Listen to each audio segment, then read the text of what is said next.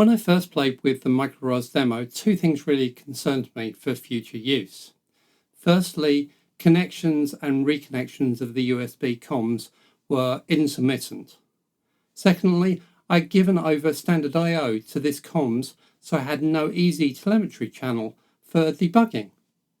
In the last video, I did a deep dive into the world of STDIO and two drivers available on the Pico, USB and UART.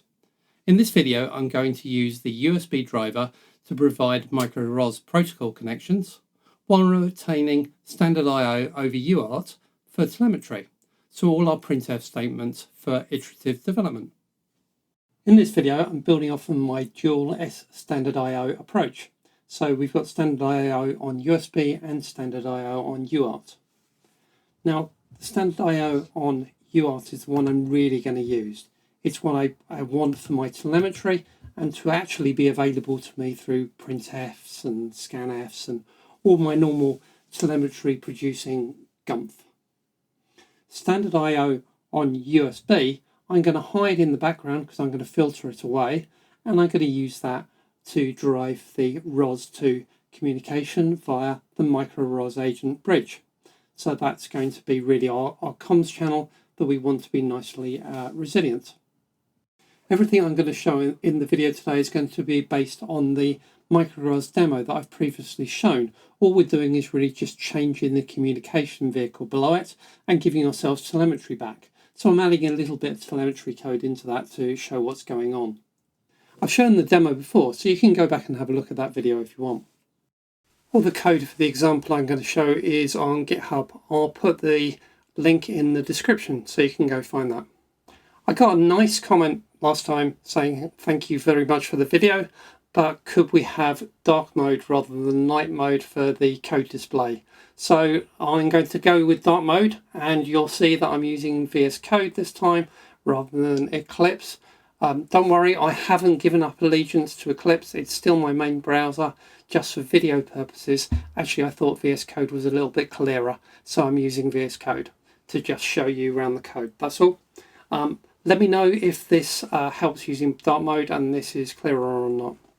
To be clear, this demo example is really dependent on that MicroROS Raspberry Pi Pico SDK from MicroROS, and we're linking to that and that library, and I'm linking to that. In fact, the code is basically that demo, so I'm just modifying a little bit.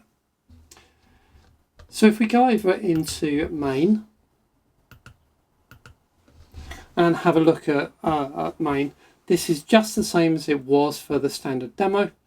The only difference here is I'm starting to put some printfs in and statements, so every time we actually publish a value, we're actually going to print it as well on the local console. Now, if we'd done that previously with the demo, just having a single STDIO stream which is running the protocol, that would have actually broken the protocol every time we did it. So, but it's really useful to be able to do it, which is why I'm placing it in here. So the key line, I suppose, in here and the key changes in here are that we are actually now setting up our custom transport, and we're using a different set of functions in here, ones that I've written for this demo in this video. Pico USB transport open. The other lines here that I think are quite key is we're initializing all the STDIOs, but then we're filtering them down, as I did in my previous video looking at the two STDIO channels, to UART only. So if I do things like printf and that start there, that is only going to go out on the UART channel. Meanwhile, our transport here over to the ROS2 world, that can all be on the USB transport. So let's have a look at this C code and the example of what that's doing. So there are some other standard stuff in here that you need in order to port MicroROS onto the environment.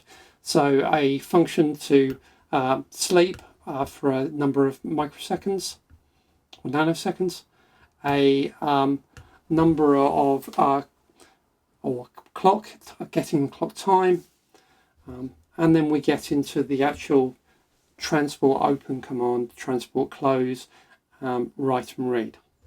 So open, what's open doing in this case? Well, USB is really open all the time, provided we've configured it to be there. So actually we don't really need to do anything. What I'm actually going to do is return standard IO USB connected, which tells me whether, firstly, have I actually got standard IO USB in the build? Because if I haven't, this is going to break. And secondly, it just makes sure that actually that's connected and that's registering okay. And we use that as the open command. Close is just going to do nothing and just return true, that that's okay. So how about write? What are we going to do write? Well, we're going to find that standard IO USB driver, and we're going to use the outchart function just as I did in my previous standard IO video, and we're going to send over the buffer and length of that buffer. Easy, simple, not a problem. Then we return the length, which is the number of bytes that were actually written. Unfortunately, outchars doesn't give you back the number of bytes written, and it is possible something went wrong. So this isn't entirely as bulletproof as I would expect, but it should work fine. Read is a little bit more complicated because the read function, as it's designed for MicroROS, needs to read with a timeout. So if I just scroll along here, we can see we actually have a timeout, which is in nanoseconds. So I need to actually do a little bit of code here to actually go around a loop, constantly just checking how many seconds we've gone through and when we've actually reached that timeout.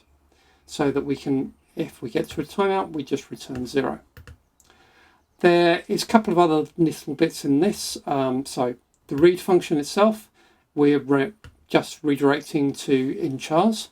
That's a non-blocking function. So if there is no data there, it will return 0. If it returns a negative value, then an error has occurred.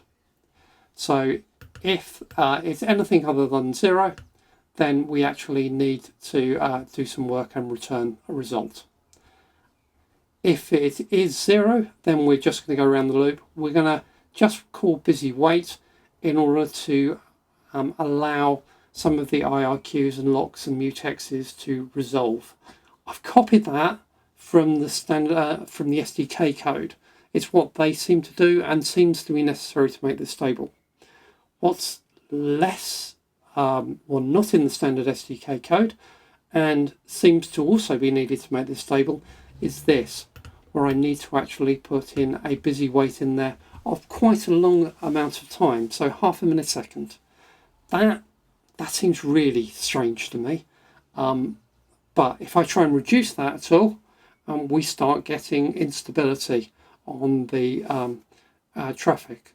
And we see, it disconnecting and reconnecting all the time. Something, depending on how far you go down, the more you reduce that number of disconnects and reconnects increases in frequency. I've also got in here some debug code that I was playing with, but don't worry about that right now. So that's all we need to do, really. And then, we've already seen in main, that's what we're setting up. The other piece I've put in here is we can now have some telemetry. So we can actually print out that we're connecting and we can print out that we're disconnecting. So I can see if there is any instability. Actually, before on the demo, I don't know if there was instability. The reconnection is so quick, I wouldn't notice the LEDs doing it, anything. So actually, really, is it stable or is it not? It's really difficult to have said for that. This, now that we've got telemetry, I can actually look at what's going on and I can see whether it's truly stable or not. Final point, in the source makefile, we've of course got the enabling both standard I/O over USB and UART, so they're both there. We're turning off CR and line feed support for the USB channel so that doesn't interfere with the protocol going over to MicroROS. And because it's my environment, I happen to be using my UART on pin 16 and 17, so I've redirected the standard UART to those pins. Cool, let's build this and run it and see what happens.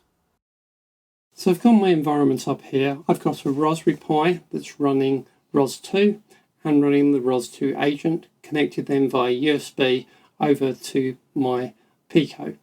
Then I've got the UART out of the Pico connected via the debug probe over into my Mac, and that's where I'm going to see the telemetry. So when we're running up the demo here, we can see that the blue screen here is actually the telemetry. That's what's coming out of the UART, whereas the black screen here is what I'm doing in order to echo via ROS what's being published to that topic. So you can see here the connect, you can see it describing that we're doing that publish of those sequences. I feel a little more comfortable with MicroROS having got telemetry back. I'm still a little concerned about that delay after read. What do you think? Will that cause us a problem later? Thank you very much for watching. Please do like the video as it helps others find it. And please subscribe and hit that notification for more videos from me. Goodbye for now.